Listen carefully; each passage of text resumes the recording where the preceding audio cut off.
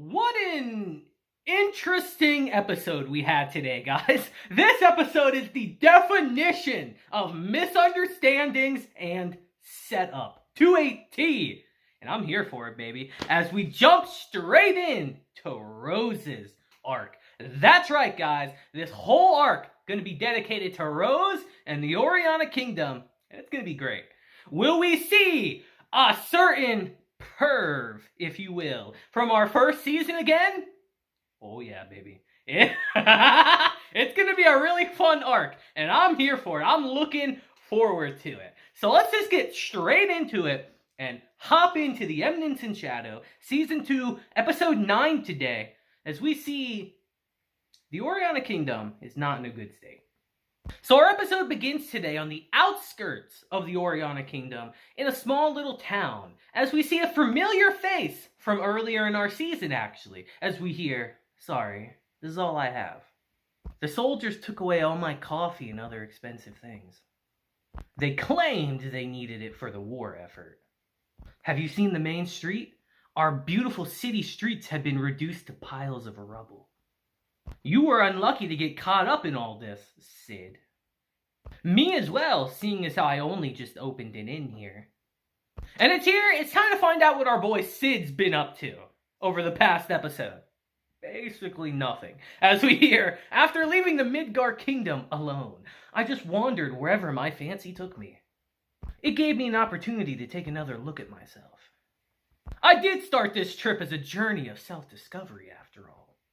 Until now, in the various situations I found myself in, I've done what I felt would take me closest to becoming the Eminence in Shadow. But thinking back, I never really had a clear image of what exactly the Eminence in Shadow should be. When stuff came up, I think I was just happy to do whatever kind of looked Eminence in Shadowy." "You don't say, Sid. Gasp. I feel like something's missing. Am I imagining it? Can things really go on like this?" As we hear, we can't give up. We must never, ever give up. And as we see 664 and 665 just chilling, having a sandwich down here, we see Rose is going through it.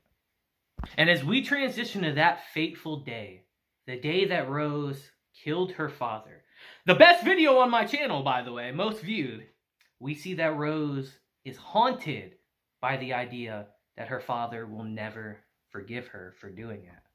As she says, "This town used to be such a beautiful place. But even this city couldn't escape the fires of war. I felt that if I joined Shadow Garden, I could do something. I thought that if I got stronger, I'd be able to save my kingdom. But nothing's changed." As we suddenly hear 666, it's time. And as they're preparing for their mission, we suddenly hear number 559 will be leading the mission today. As 665 says, 559, isn't she that one? As 664 says, yes, she's the eminent fighter who beat number 89 and won the right to challenge numbers. Even amongst all the members of Shadow Garden, 559 is quite an interesting character, honestly. And it's here as we transition to the night of our mission, we get a good look at 559. As she tells them, "Follow me," and then begins briefing them on the mission. As we hear, the stronghold fell to the Perv faction 2 days ago. It's just a small castle town that should be of little importance. However, the cult secretly deployed their most elite force, the Children of Diablos, to take it. There is clearly something there.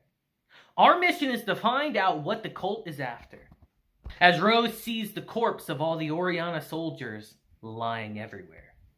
As we suddenly hear 666, "Do you know why you were chosen for this mission?" As Rose says, "It's because I'm familiar with Fort First, right?" As we hear, "Yes, but that's not the only reason.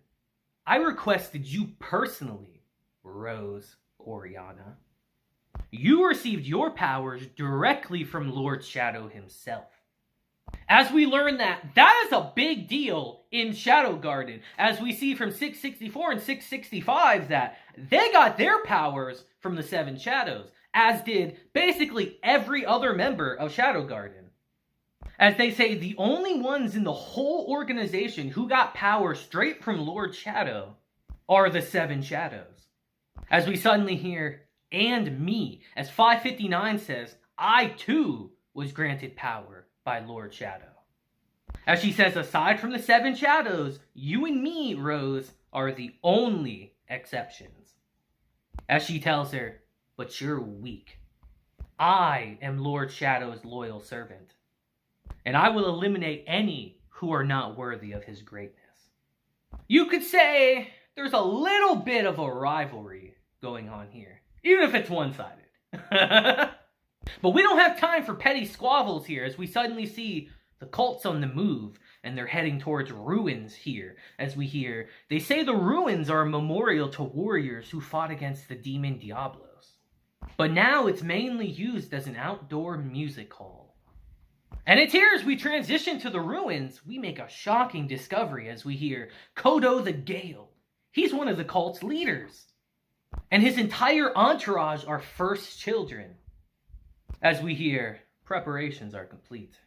And as we see them take out a key card here, one very similar to the one we saw in the sanctuary, we see a similar phenomena is occurring here right now. And it's here we suddenly see they have Rose's mother down here. As Rose says, "Why's my mother here?" As we see the other members are not telling Rose something here. And it's here as the queen puts her hands on the hieroglyphs. They suddenly open as we hear, "We were right. Royal blood is the key after all."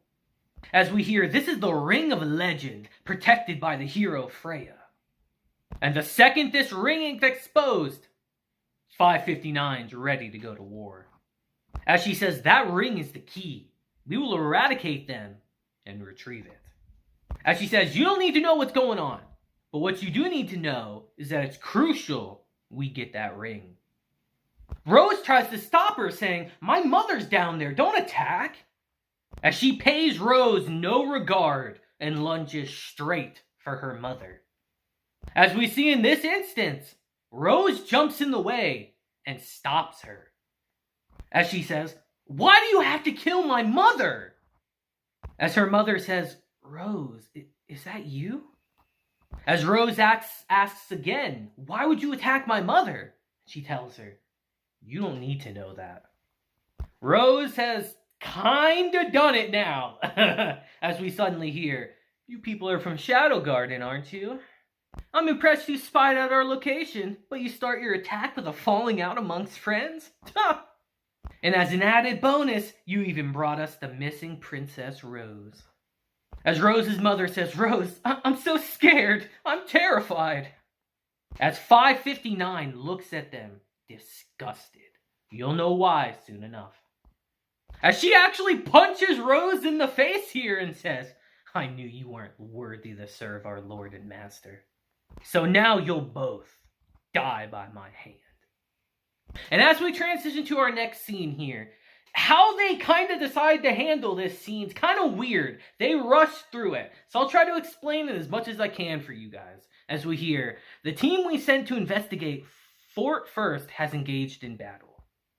And number 666, Princess Rose, unfortunately saw her mother with the cult. As Gamma says in Perv Asshat, as we hear, he was absent. As Gamma says, "Was it all a trap, I wonder?" As she starts explaining that, ruins, the hero's blood, and a heavy deployment of first children. This was far from subtle. We've been constantly interfering with their ruin robberies for a long time now. But that man hasn't shown himself yet.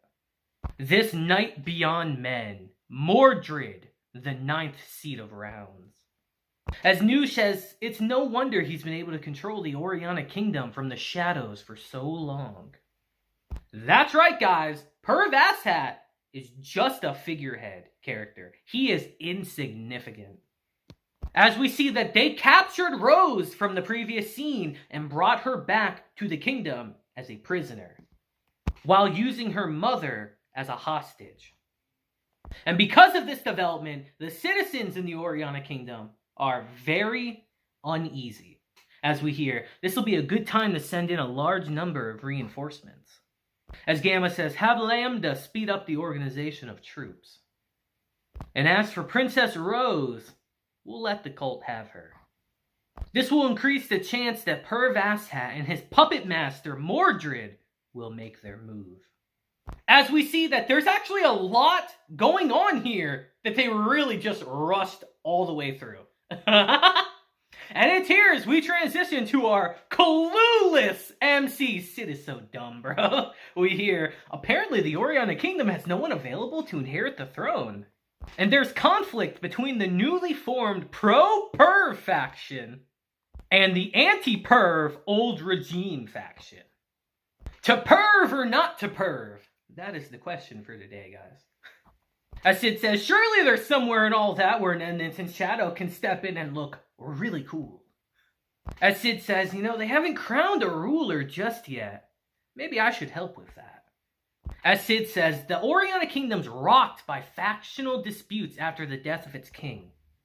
The strife is quelled by a new ruler, guided to victory by a mysterious personage, with an unidentified Eminence who lurks in the shadows of history. I like that idea a lot. And as he starts coming up with his plan here, he says, if Oriana needs a new ruler, then Rose seems like the perfect candidate. But come to think of it, why'd she murder her father anyway? This dumbass doesn't even know why. Was she that unhappy at the idea of being betrothed to the pervert? Yes and no. As he says, when she looked at me back then, those were the eyes of someone who was prepared to do anything. The resolve to kill her own father if that's what it took to be queen. The determination to walk the path of carnage, to become a supreme tyrant. Who am I to not believe in that? God, Sid is stupid, dude. He's so off the mark. As he declares, as a background character and as the Eminence in Shadow, I'll help Rose become the next monarch. And after she's become a mighty tyrant, Rose will eventually stand before the heroes, blocking their way. But someone will step between them, the tyrant's former benefactor, the Eminence in Shadow. As he says, how delectable. But it's here all of a sudden. We get some very unwelcome guests as we hear, it's collection time. We humbly offer the good citizens of this town the right to support their government's army. So, lady, where's your safe? As they're trying to rob Marie Blind here. That's her name, by the way. They actually get her name wrong in the episode somehow. As Sid suddenly thinks, I think it's time to go back to my roots here. As our robbers say, I wouldn't mind if you wanted to pay with your body. But our favorite background character here says, stop it, you leave Miss Marie alone. As he puts on his perfected bitch boy facade here. Only for them to beat his ass and literally leave him ass up in the air. Good lord. Even as a background character, guys, face down, ass up in the ground, that's wild. As Marie says, you shouldn't be so reckless, Sid. Look at your ass. As our bitch boy says, they got away with all your money. As she tells him it's fine. Believe it or not, I used to be a prostitute in the lawless city. I had to deal with violent customers on a daily basis. I came so close to giving up so many times, but I could never bring myself to do it. And I'm sure that's why I got help from him. And now you rescued me too. And to this day, I'm still kind of surprised they tackled a serious topic like that in this show. It still throws me off a little bit. And right before he leaves, Marie says, are you sure you want to go? Maybe you should wait until you're healed. Your ass got fucked up. As he says, there's something I need to do, but let me pay you first. As she tells him, don't worry about it. I owe you for saving me. And I mean, did he really save her? I mean, no. As Sid's just like, alright, see you then, bye. As Sid thinks, man, they make a dashing entrance, show off their power, and make a dashing exit. I don't know who saved Marie, but some people get it. Dumbass doesn't even remember saving her. And it's here as we transition to our next scene. We see Sid's been kind of busy on his little journey here, as he says, over the past couple days, I've tried so many things to get a foothold towards making the birth of Tyrant Rose a thing. I started by sneaking into a correctional facility. And while savoring the life of a prisoner, something I've always wanted to try, by the way, I observed the intrigue swirling around the detention center. Then we all made a spectacular jailbreak. Something I know we all would have loved to see. I would have. As he says, then I went straight into joining the volunteer army. They said we couldn't possibly lose, but we barely got out of there with our lives. It was a good opportunity to recreate one of the legends told through Oriana's history. So I helped out from the shadows by giving these fools power. But I guess I went a little overboard. Because in the end, a bunch of old dudes I never met ended up with all the glory. As he says, that wasn't how it was supposed to go. But it's here in this moment, Sid suddenly overhears, I knew we were right to pick this side. I heard they're losing ground in the Western Front. And some garbage about a legend coming back to life? Who could have done that? As the three that attacked Marie earlier said, I heard something like that happened around these parts too. Apparently, they found an enormous treasure in the ruins on the other side of the mountains.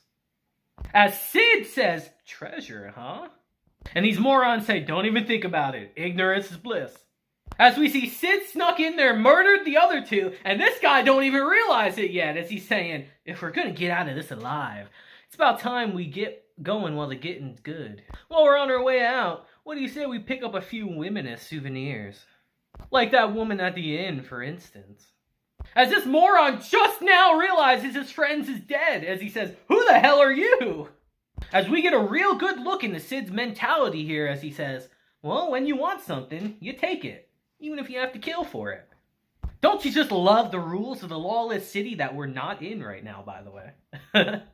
Basically, it means the strongest guy is always right. Which means I'm always right. As he murders that guy right here. And it's here as we transition back to Marie here. We see she can't even pay her bills here because she's been getting robbed blind by the soldiers. As she says, I wish I'd swallowed my pride and asked Sid to pay up after all. As she says, even after everything I've been through, I'm gonna have to sell my body again after all. But it's here as we suddenly hear a thud in front of the door, and Marie goes and checks it out. She's shocked to see a bag of gold coins sitting here, as she catches a glimpse of Shadow before he's gone. As she says, you've been watching over me, huh, Shadow? Not exactly, but I will say, Sid always repays his debts of kindness to people. He always does, in his own way. And it's here, as we transition back to the ruins, this shit's a bloodbath. As we hear first you defeat Heat Blast and Windstorm, goofy fucking names. Now Dry Wind and Cool Breeze? You monster! Every one of my reinforcements was a first child. And you fought continuously against them for 3 days and 3 nights. 559 is one of the strongest members of Shadow Garden. One of, not the, but one of. As he adds, but I see even your magic power can't last forever. And as he sends her flying, he says, cheer up, I won't merely kill you. I'll torture you to death, along with every member of your team. As he adds, despite it all, I am grateful. Because now I've obtained the key and Rose Oriana. As we suddenly see, an Eminence has arrived. And 559 couldn't be happier. As she says, you've come to save me again! As all of a sudden, Sid starts flowing power through her. And we actually see her cut off arm grows back. And with this newfound strength, she easily cuts him down. As she says, Lord Shadow, you're the ray of moonlight that pierces my darkness. As we see his blood rain down on her. And it's here! It's time to get some answers on what's going on. And as he lands, 559 says, "It's good to see you again, Lord Shadow," as he says, the ruins. Are they through here? As 559 says, "I need to tell you about the traitor, number 666. That woman has betrayed Shadow Garden. She is not worthy of you, Lord Shadow. Give me the order to eliminate her." As 664 and 665 say, "No, she was trying to save her mother." As we hear, and as a result, the key was stolen. And bro, Sid doesn't even know about the numbers. He has no clue about them. He doesn't even get that. This guy's a fucking idiot, dude. He doesn't even know what's going on. As 664 says, "Do we need the key so badly that we have to stomp all over our friends' feelings?" As 559 tells him, "You don't need to know that." As Sid's just like, "I've had my fill of corporations and betrayal for a while." But it's here as a piece of paper falls, and Sid sees that Rose is getting married to Chancellor Asshat. That's a big no-no for his plans. As he suddenly says, "Rose is getting married? That's absurd! Then what was it for?" As power explodes everywhere, and he says, "I won't allow it. Rose Oriana, your betrayal will be punished. You will pay." As this moron flies off here and thinks, "Rose, what did you kill your father for then? Was it not so you could be the supreme tyrant? You're giving up now and getting married? It's the existence of light that makes shadows shine so brightly. If my Eminence and Shadow shtick is ever gonna get anywhere, I need her to be the next ruler." As he says, "I'm coming for you, Rose Oriana." And with another giant misunderstanding happening, our episode ends. God, Sid is so dumb, dude, but it's so funny. There's so many times I had to pause this just to laugh, man, because it's so stupid. Fucking Sid. But yes, that is our plan. Rose got captured by Asshat, and now she's being forced to marry him. For reasons we'll find out in our next episode. And Sid, that's a big no-no for him. So our next couple episodes are going to be pretty interesting, pretty fun, and we're going to expand upon Rose even more. One of my personal favorite characters in the show. So I'm quite excited for it, and I'd love to hear how you guys thought this episode was down in the comments as we go into our Rose arc. But until next time, guys, I hope you all have a great day, week, month, and year. And until then, deuces, have a blessed day, and I'll see you guys next time. Deuces.